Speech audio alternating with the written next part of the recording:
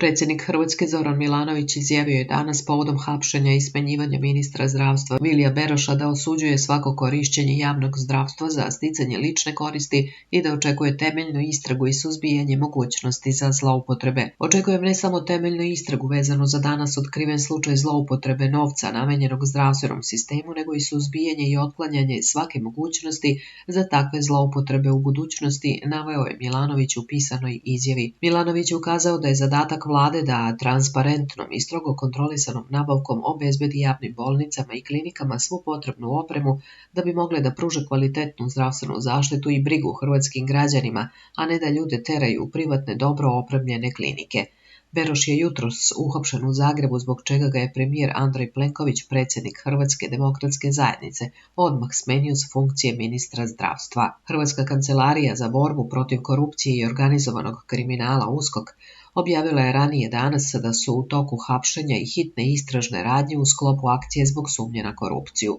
Ubrzo je međutim Kancelarija Europskog javnog tužioca u Hrvatskoj objavila da je pokrenula istragu protiv 8 osoba, uključujući Beroša i odgovorne osobe 2 zagrebačke bolnice kao i 2 pravna lica zbog postojanja osnovane sumnje da su počinili krivična dela primanja i davanja mita, zloupotrebe položaja i ovlašćenja i pranja novca.